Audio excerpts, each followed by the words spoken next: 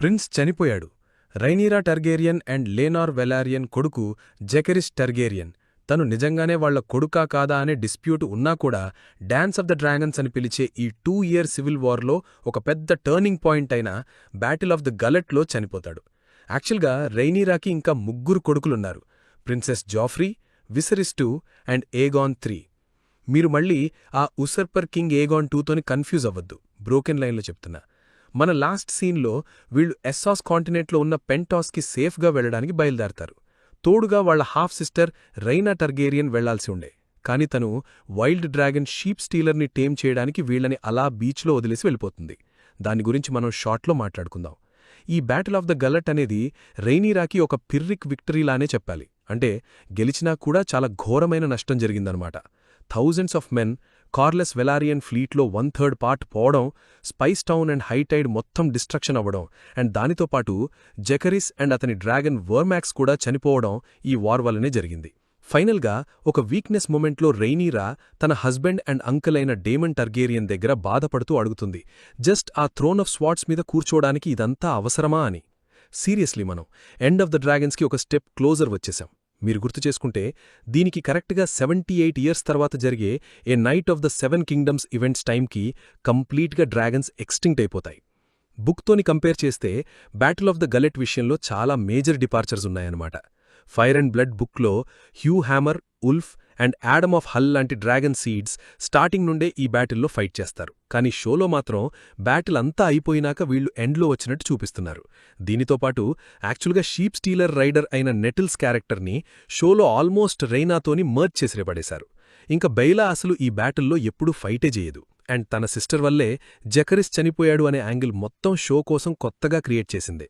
ఫైనల్గా ట్రయార్కీ వాళ్లు prince విసరిస్ IIని capture చేసే సీన్ యాజ్ ఫార్ యాజ్ వీనో, షోలో మాత్రం జాఫ్రీ, విసరిస్ అండ్ ఏగాన్ ఇంకా సేఫ్గా పెంటాస్కే వెళ్తున్నారు. నెక్స్ట్ సీన్లో బెయిలా జేస్ బాడీని తీసుకుని హౌస్ టర్గేరియన్ యాన్సెస్ట్రల్ సీట్ అయిన డ్రాగన్ స్టోన్కి సేఫ్గా వెళ్తుంది. బట్ బుక్లో మాత్రం అతని బాడీ ఎప్పుడు దొరకదు. యాక్చువల్గా సీజన్ 1లో ఒక ప్యాకేజ్ డీల్గో భాగంగా బెయిలాకి జేస్తోని అండ్ లుసెరిస్కి రేనాతోని మ్యారేజ్ ఫిక్స్ చేస్తారు. దానివల్ల ఫ్యూచర్లో వెలారియన్ బ్లడ్ డే ఎటు చూసినా ఐరన్ థ్రోన్ మీద అండ్ డ్రిఫ్ట్ మార్క్ మీద కూర్చుంటుంది అని ప్లాన్. కానీ ఆ టైంలో ఇదొక పెద్ద కాంట్రవర్షియల్ మ్యాటర్ అయింది. ఎందుకంటే కార్లిస్ తమ్ముడు వేమండ్ వచ్చి లూక్ అసలు హెయిరే కాదు అని స్ట్రిప్ చేయమంటాడు.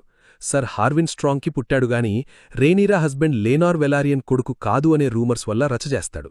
సో రిటర్న్లో రేనీరా పబ్లిక్గా లూక్ క్లెయిమ్కి సపోర్ట్ ఇస్తుంది. అండ్ ఈ 2 ఫ్యామిలీస్ యునైటెడ్గా వార్లోకి దిగుతాయి. ఆ షాక్లో రేనీరా తన కొడుకు ఇంకా చనిపోనట్టే బిహేవ్ చేస్తుంది.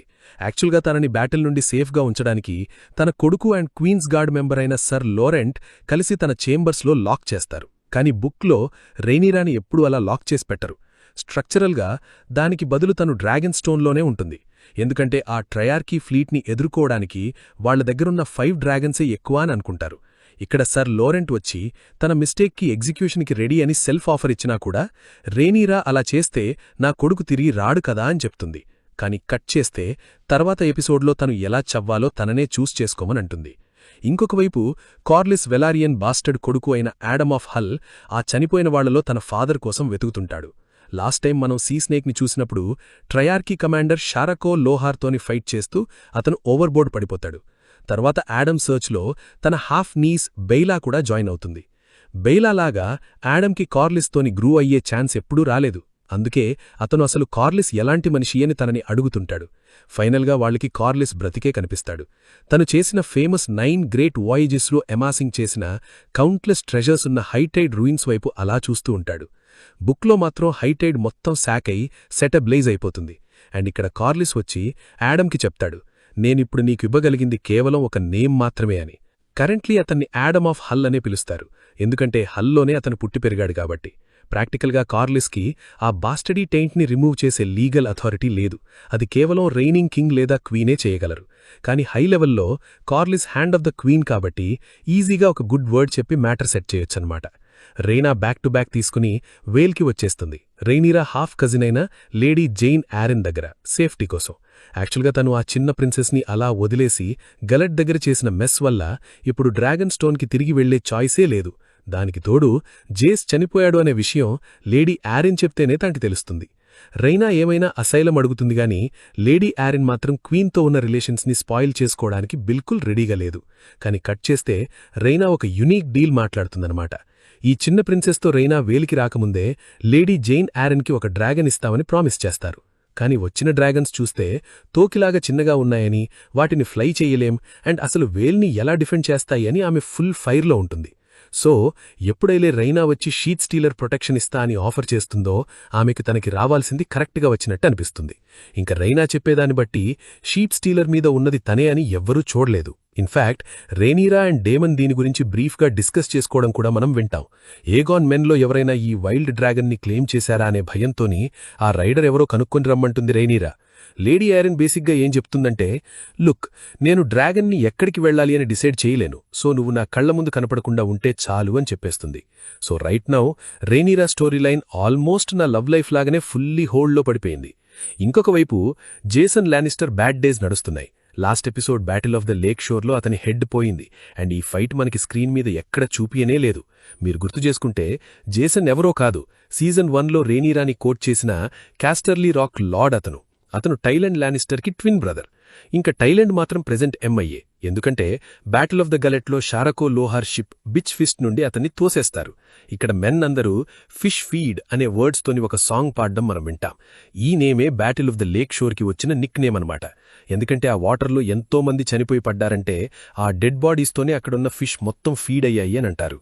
ఆ రెవెలర్స్ మధ్యలో డేమన్ టార్గేరియన్ కూడా ఉన్నాడు. జస్ట్ లాస్ట్ ఎపిసోడ్లో మనం బ్రీఫ్లీ చూసిన battle of red fork win తర్వాత ఫుల్ జోష్లో ఉన్నాడనమాట.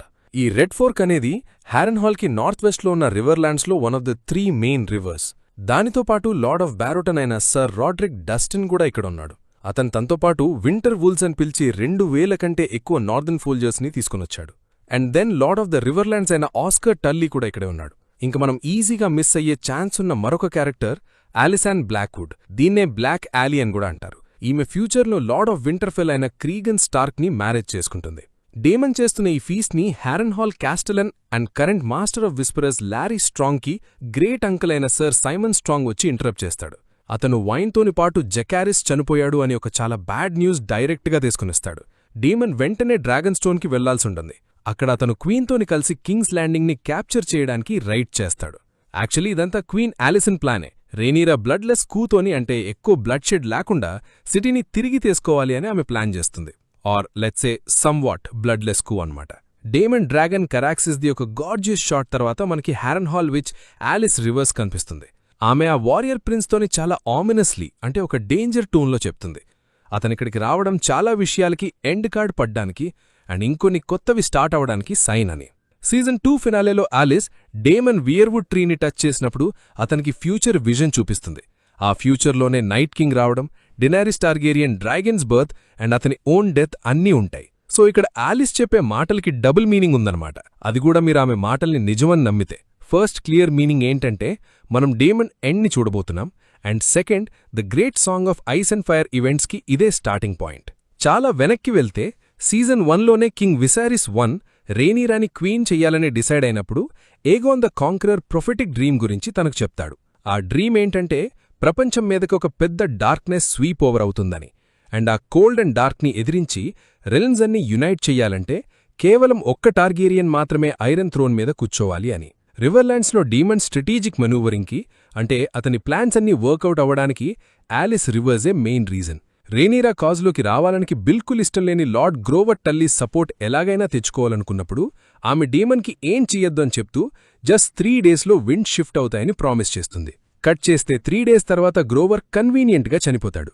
దీంతోతోని అతని గ్రాండ్ సన్ ఆస్కర్ టల్లీ పవర్లోకొచ్చి డేమన్తోనే అలైన్ అయిపోతాడు. ఆలిస్ చెప్పేదాన్ని బట్టి దీనివల్ల డేమన్కి 40,000 మంది వచ్చారు. అండ్ షోలో హెవీలీ ఏం ఇంప్లై చేస్తున్నారంటే గ్రోవర్ టల్లీ డెత్ వెనక ఆలిసే ఉంది అని. అది పాయిజన్ వల్ల లేదా ఆమె విచ్ క్రాఫ్ట్ వల్ల అయ్యుండొచ్చు.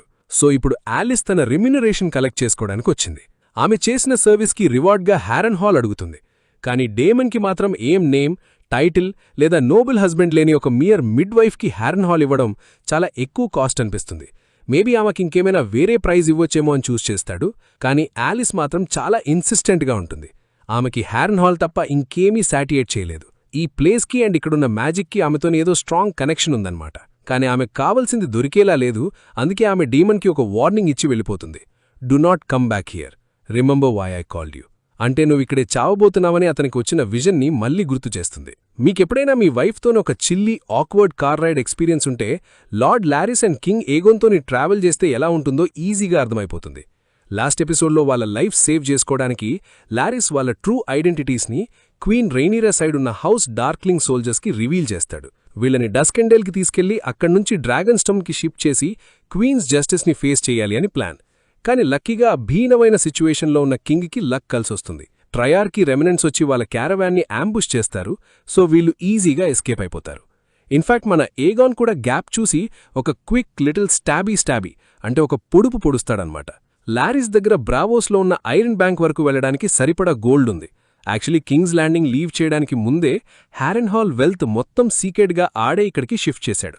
ప్లాన్ ఏంటంటే రెయినియా అండ్ ఏమండ్ ఒకరినొకరు కుట్టుకుని చస్తారు అండ్ డీటెయిల్స్ అన్నీ సెటిల్ అయ్యాక తిరిగి కింగ్స్ ల్యాండింగ్కి రోల్ బ్యాక్ అయ్యి ఏగోన్ని మళ్లీ కింగ్ చెయ్యాలి అని. కాని తర్వాత చూస్తే లారిస్ ఇక్కడ డబుల్ గేమ్ ఆడుతున్నాడని క్లియర్గా తెలుస్తుంది. ఏగాన్ డస్కెండేల్కి వెళ్లడానికి స్ట్రెయిట్గా రిఫ్యూజ్ చేసేసి డైరెక్ట్గా రూక్స్ రెస్ట్ వైపు బయలుదేరతాడు. ఎక్కడైతే అతను బ్యాటిల్లో సివియర్లీ బర్న్ అయ్యాడో ఆ ప్లేస్కే పోతాడు. అతని డ్రాగన్ స్టేటస్ గురించి మనకి క్లియర్గా స్కేలింగ్ లేదు.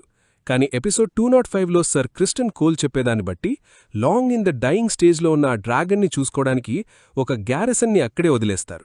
బట్ బుక్లో మాత్రం అతని dragon Sunfyre battle of Rook's Rest నుండి సర్వైవ్ అవుతుంది. కాకపోతే వింగ్ సివియర్లీ ఇంజూర్ అవడం వల్ల రోలింగ్లో ఫ్లై చేయలేని పొజిషన్లో ఉంటుంది, at least for the time being. Dragons గురించి మాట్లాడుకుంటే వేహార్ తన రైడర్ ప్రిన్స్ ఏమండ్తోని కలిసి కింగ్స్ ల్యాండింగ్ నుండి బయలుదేరుతుంది. లాస్ట్ ఎపిసోడ్లో ఆలసెంట్ వచ్చి ఏమండ్ని హ్యారెన్హాల్ వెళ్లి డేమండ్తోని 1-on-1 బ్యాటిల్ చేయమని ఎంట్రీట్ చేస్తుంది, అంటే ఫుల్గా రిక్వెస్ట్ చేస్తుంది. ఇన్ రియాలిటీ ఇదంతా అతన్ని కింగ్స్ ల్యాండింగ్ నుండి బయటకు పంపించడానికి వేసిన స్కెచ్ మాత్రమే.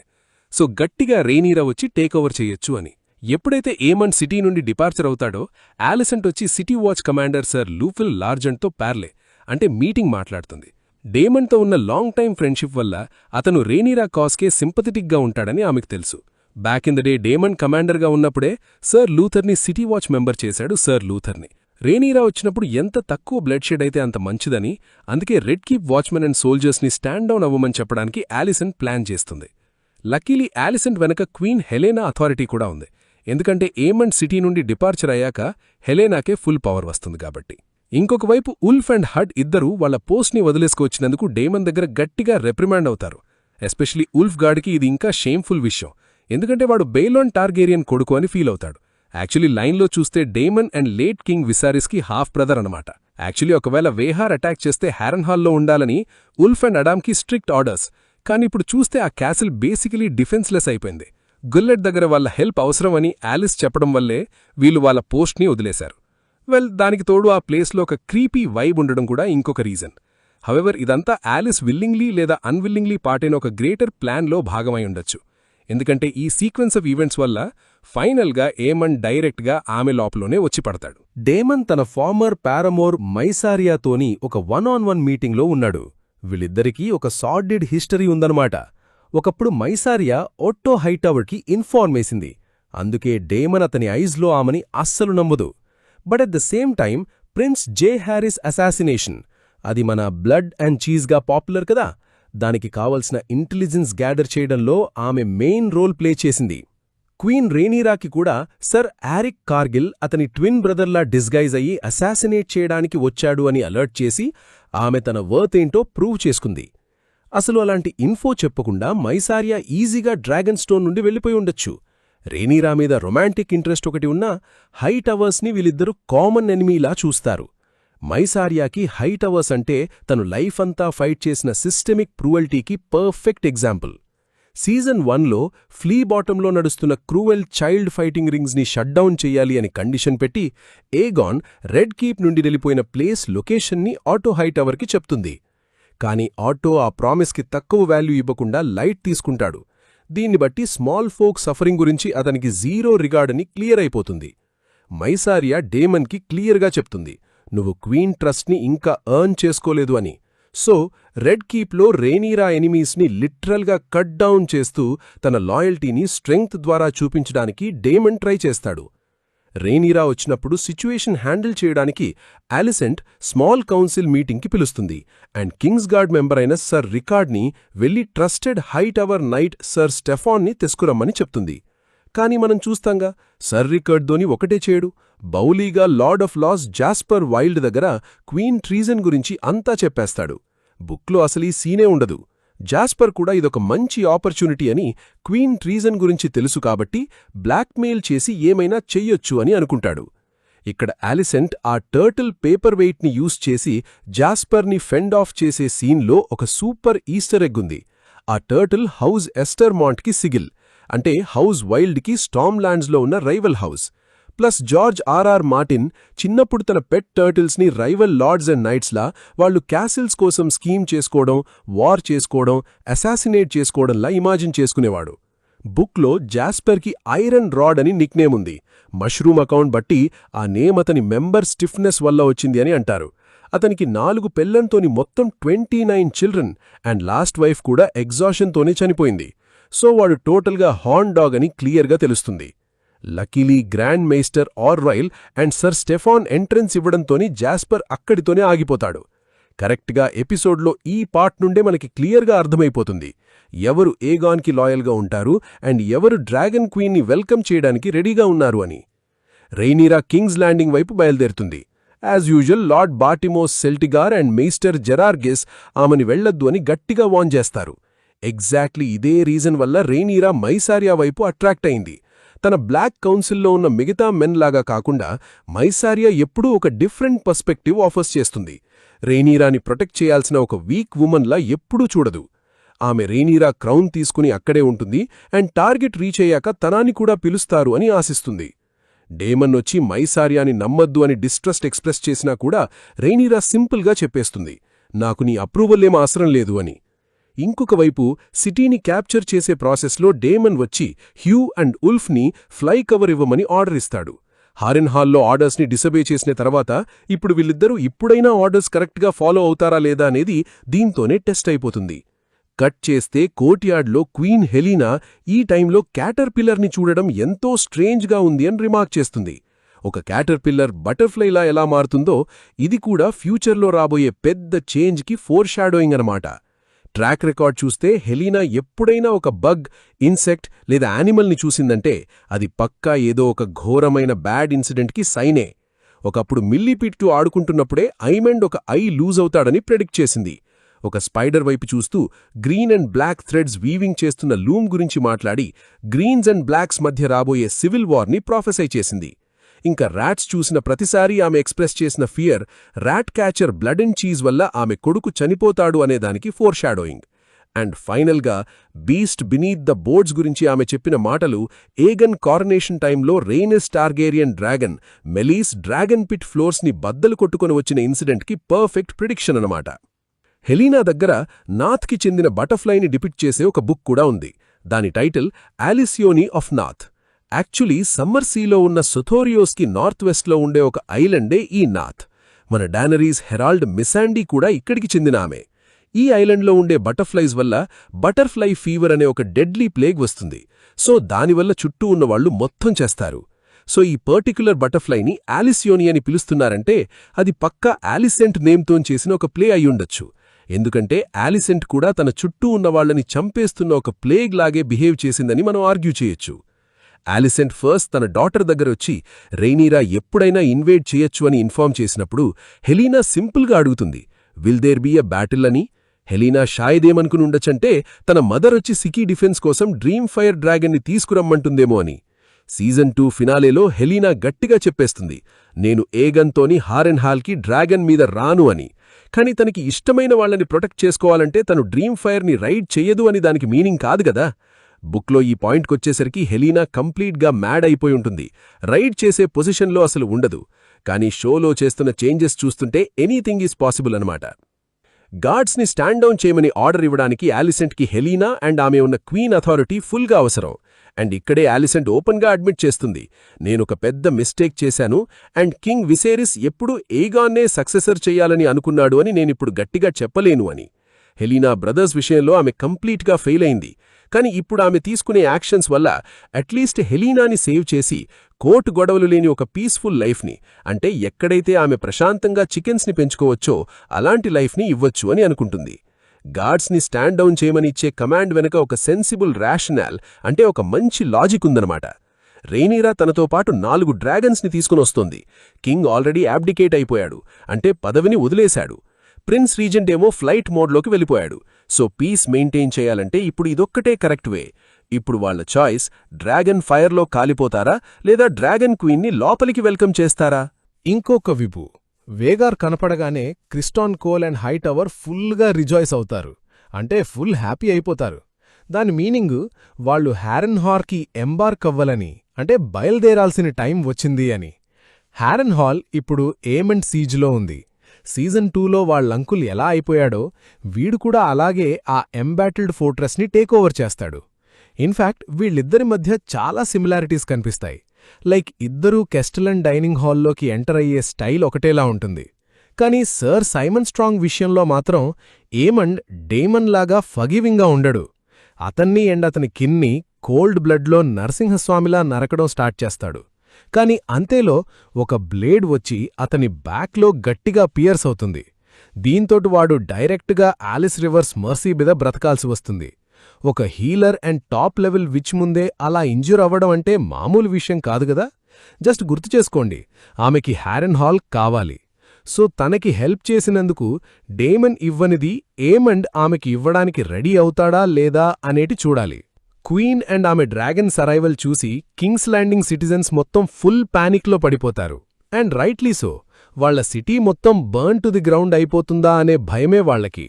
బుక్లో మాత్రం దీనివల్ల ఘోరమైన కేయాస్, రయట్స్ అండ్ లూటింగ్ జరిగాయి అనుంటుంది. ఆ క్రౌడ్లో మనకి హ్యూ హ్యామర్ వైఫ్ క్యాట్ కూడా కనిపిస్తుంది.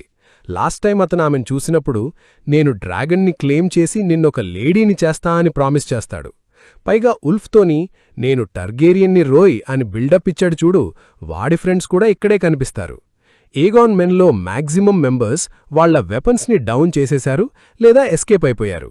కాని కొంతమంది డైహార్డ్స్ మాత్రం డేమన్ థ్రోన్ వైపు వెళ్తుంటే అతన్ని ఛాలెంజ్ చేస్తారు. ఆ యూసర్పర్ మెన్లో last person Kingsguard member అయిన సర్ రికార్డ్. కాని ఒక్కసారి sir Luthor and gold cloaks power ముందు తాము అవుట్ మ్యాచ్డ్ అని తెలియగానే సైలెంట్గా వాళ్ల ఆర్మ్స్ పెట్టి సరెండర్ అయిపోతారు. సో వాళ్లందర్నీ డైరెక్ట్గా ఏవైనా ప్రిజన్లో పడేస్తారు. రేనీరా డైరెక్ట్గా కింగ్ ఏగాన్ హెడ్ని డిమాండ్ చేస్తుంది. ఆమెకింకా తెలీదు కింగ్ ఆల్రెడీ ఎస్కేప్ అయిపోయాడు అని. యాక్చువల్లీ సీజన్ 2 ఎండ్లో ఆలిసెంట్ వచ్చి రేనీరాని ఎంట్రీట్ చేసినప్పుడు ఆమెక్కూడా ఈ విషయం తెలీదు. కింగ్ హెడ్ అనేది వాళ్ల డీల్లో one of the main parts అన్నమాట. దానితోపాటు గ్రాండ్ మేస్టర్ ఓర్వైల్ పరిస్థితి మళ్లీ చాపింగ్ బ్లాక్ మీదకొచ్చింది. జస్ట్ మొన్న మధ్యగా గదా ఏమండ్ చేతిలో నారోగా ఎస్కేప్ అయింది. ఏగాన్ స్మాల్ కౌన్సిల్లో అతను ఇంటెగ్రల్ పార్ట్ కాబట్టి డెఫినెట్లీ అతని ఫ్యూచర్ ఇప్పుడు పెద్ద డేంజర్లోనే ఉంది. ఓర్వైల్ వచ్చి డేమన్ని రెడ్ కీప్ కింద ఉన్న సెల్స్లోకి తీసుకెళ్తాడు. ఎక్కడైతే కింగ్ ఏగాన్ టేకోవర్ తర్వాత లార్డ్ మెరీవెదర్ అండ్ లేడీ ఫెల్ లాంటి ఫార్మర్ టర్గేరియన్ లాయలిస్ట్స్ని ఇంప్రిజన్ చేసి పెట్టారో ఆ సెల్స్ కన్నమాట. ఇది ఒక రకమైన చేంజింగ్ ఆఫ్ ద గార్డ్ లానే ఉంది. ఎందుకంటే ఆ ప్రిజనర్స్ అందర్నీ రిలీజ్ చేసి వాళ్ల ప్లేస్లో ఇప్పుడు ఏగాన్ లాయలిస్ట్స్ని అరెస్ట్ చేసి పడేస్తున్నారు. కానీ ఇక్కడ బిగ్గెస్ట్ సర్ప్రైజ్ మాత్రం లారిస్ స్ట్రాంగ్ నుండి వస్తుంది. అతను డబుల్ గేమ్ ఎలా ఆడుతున్నాడో దీంతోనే క్లియర్గా గుర్తుచేశాడు. లారిస్ వచ్చి former hand of the king and king Aegon grand sire అయిన ఆటో హైటవర్ని డైరెక్ట్గా ఇంప్రిజన్ చేసి పెట్టాడు. యాక్చువల్లీ దీని గురించి సీజన్ 2 ఫినాలే షాట్లోనే బ్రీఫ్గా హింట్ ఇచ్చారు. బుక్లో మాత్రం ఏగాన్ సెకండ్ ఎప్పుడైతే ఆటోని డ్యూటీస్ నుండి రిలీవ్ చేస్తాడో అతను సైలెంట్గా ఓల్డ్ టౌన్కి వెళ్ళిపోతాడు. కాని షోలో మాత్రం వాణ్ణి దారుణంగా జైల్లో పెట్టారు. సీజన్ మొత్తం ఆలిసెంట్ తన ఫాదర్తోని టచ్లోకి రావడానికి చాలా ట్రై చేస్తుంది కానీ ఏం అవుట్పుట్ ఉండదు. ఈవెన్ తన బ్రదర్తోని కూడా నాకు ఫుల్ టెన్షన్గా ఉంది అని చెప్తుంది. ఐఎమ్ గెస్సింగ్ ఏగాన్కి కూడా ఈ విషయం తెలిసుండదు. ఎందుకంటే జైలర్ ఎక్స్ప్లిసిట్గా ఏం చెప్తాడంటే ఒకవేళ రేనీరా తిరిగి వస్తే ఆమెకిదొక గిఫ్ట్లా ఇవ్వడానికి లారిస్ ప్లాన్ చేశాడు అని. దీన్ని బట్టి ఏగాన్కి దీంతో ఏం సంబంధం లేదు అని క్లియర్ అయిపోయింది. పాపం ఆటో మంత్స్ తరబడి కంప్లీట్ డార్క్నెస్లో ప్రపంచంతోని కటాఫ్ అయిపోయి ఉంటాడు. అందుకే అతన్ని ఎప్పుడైతే థ్రోన్ రూమ్కి తీసుకొనొస్తారో అతను డైరెక్ట్గా I assume everyone else is dead అని అడుగుతాడు. ఏగోన్ ఎక్కడా కనపడకుండా పోయేసరికి రేనీరా తన రూల్ని ఛాలెంజ్ చేసిన వాళ్లని ఒక రేంజ్లో ఎగ్జాంపుల్లా నించోపెట్టాలని డిసైడ్ చేస్తుంది. అండ్ మన నెడ్ స్టాక్ ఫిలాసఫీ ఉంది గదా, ఎవరైతే జడ్జ్మెంట్ ఇస్తారో వాళ్లే స్వోర్డ్ని స్వింగ్ చెయ్యాలి అని. అలాగే డేమన్ కూడా క్వీన్ని ఎంకరేజ్ చేస్తాడు, ఆటోని ఆమె ఓన్ హ్యాండ్స్తోనే నరకమని. ఇది రేనీరాకి చాలా బిగ్ డీల్ అన్నమాట. ఎందుకంటే ఆమె చంపబోయేదెవర్నో కాదు, తన చైల్డ్హుడ్ ఫ్రెండ్ ఫాదర్ని, తను చిన్నప్పట్నుంచి చూస్తూ పెరిగిన మనిషిని, అండ్ ఆమె ఫాదర్కి హ్యాండ్గా చేసిన వ్యక్తిని. ప్లస్ ఇది ఆమెకి అబ్సల్యూట్లీ ఫస్ట్ డైరెక్ట్ కిల్ అవుతుంది. రేనీరా ఇప్పటివరకు వేరే వాళ్లని చంపమని ఆర్డర్స్ ఇచ్చింది గాని ఆమె ఓన్ హ్యాండ్స్తోని ఫిజికల్గా ఎవర్నీ చంపడం మనం ఎప్పుడూ చూడలేదు. దానికి తోడు ఆమె ఇప్పుడు ఏం చేస్తుందో అని అక్కడున్న అందరూ అలా చూస్తూ ఉంటారు. సో ఎమోషన్స్ మాత్రం పీక్స్లో ఉంటాయన్నమాట. డేమన్ తన స్వర్డ్ డార్క్ సిస్టర్ని రేనీరాకిస్తాడు. ఇది హౌస్ టర్గేరియన్ దగ్గర ఉన్న 2 లెజెండరీ వలీరియన్ స్టీల్ స్వర్డ్స్లో ఒకటన్నమాట. ఇంకొకటి బ్లాక్ ఫైర్. అది ఒకప్పుడు Aegon the conqueror and king Viserys దగ్గరుండేది. కరెక్ట్గా 35 ఇయర్స్ వెనక్కి వెళ్తే Rhaenyra grandfather prince Baelon తన బ్రదర్ ప్రిన్స్ ఏమన్ డెత్కి రివెంజ్ తీర్చుకోవడానికి ఎగ్జాక్ట్గా ఈ స్వర్డ్నే యూజ్ చేస్తాడు. కానీ former hand of the king హెడ్ని బీహెడ్ చేయడానికి రేనీరాకి ఎగ్జాక్ట్గా 2 హ్యాక్స్ పడతాయి. దీన్ని డేమన్తోని జక్స్టపోజ్ చేస్తే వాడసలు సింగిల్ థాట్ లేకుండా అలా రెచ్చిపోయి జాస్పర్ హెడ్ని సింగిల్ వ్యాక్లో లేపేస్తాడు. సో ఇప్పుడు రేనీరా ఒక జస్ట్ రూలర్గా and at the same time ఒక స్ట్రాంగ్ రూలర్గా ఉన్న ఐడియల్స్ని ఎలా బ్యాలెన్స్ చేస్తుందో ఇప్పుడు చూడాలి. ఇక్కడొక బ్యూటిఫుల్ ఇమేజరీ కనిపిస్తుంది. ఆమె బ్లడ్ స్టెయిన్డ్ బూట్స్తో థ్రోన్ వైపు నడుస్తుంటే ఆటో బ్లడ్ పూల్లో ఆమె రిఫ్లెక్షన్ మనకి క్లియర్గా కనిపిస్తుంది. ట్రూలీ చెప్పాలంటే రేనీరా ఐరన్ థ్రోన్ మీద ఫిజికల్గా కూర్చోవడం మనం చూడ్డం ఇదే అబ్సల్యూట్ ఫస్ట్ టైం. కానీ ఎపిసోడ్ ఎండ్ అయిపోయేది మాత్రం ఆలిసెంట్ అండ్ హెలీనాని వాళ్ల father and grand father dead body ముందుకు తీసుకుని రావడంతోనే. యాక్చువల్లీ ఇది ఆలిసెంట్ చేసిన డీల్లో ఎప్పుడూ పార్టే కాదు. దెనగేన్ వాళ్ల ఫాదర్ కింద ఇంప్రిజన్ అయిపోయి ఉన్నాడు అనే విషయం ఆమెకు కూడా తెలియదు గదా. మనం చూస్తాంగా ఆలిసెంట్, హెలీనా అండ్ జహైరా ముగ్గురూ కలిసి కింగ్స్ ల్యాండింగ్ నుండి ఫ్లీ అవ్వడానికి ట్రై చేస్తారు, కానీ ఈజీగా కాటైపోతారు. హెలీనా డాటర్ జహైరా గురించి మాత్రం ఏ అప్డేట్ లేదు. ఫైనల్ సీన్లో ఆమె నోటిసబుల్గా యాబ్సెంట్ అయిపోయింది. ఎపిసోడ్ ఫైనల్గా రేనీరా ఫేస్ మీద ఎండ్ అవుతుంది. స్టార్టింగ్లో ఉన్న షాక్ నుండి ఆమె ఫేస్ డైరెక్ట్గా ఒక స్టీలీ రిజాల్వ్లోకి టర్న్ అవుతుంది. ఆమె తన డీల్ని గుర్తుచేసుకుని ఆలిసెంట్ అండ్ హెలీనాని కింగ్స్ ల్యాండింగ్ నుండి ప్రశాంతంగా వెళ్లనిస్తుందా, లేదా అసలు ఒక ఐరన్ ఫిస్ట్తో రూల్ చేస్తూ అసలు ఈ వార్ స్టార్ట్ అవ్వడానికి మెయిన్ రీజన్ అయిన ఆ ఉమన్ని కంప్లీట్గా క్రష్ చేస్తుందా? దీనిమీద మీ థాట్స్ అండ్ థియరీస్ ఏంటో కింద కామెంట్స్లో గట్టిగా చెప్పండి. Thanks for watching. గైజ్, మనం చూస్తుంటే మన వ్యూవర్స్లో చాలామంది అస్సలు సబ్స్క్రైబ్ చేసుకోవడం లేదు. మీరు ఒకవేళ సబ్స్క్రైబ్ చేసుకుంటే మాత్రం మాకు గట్టిగా హెల్ప్ అవుతుంది. సో పక్కా లైక్ అండ్ సబ్స్క్రైబ్ కొట్టేయండి. మళ్ళీ నెక్స్ట్ వీడియోలో కలుద్దాం.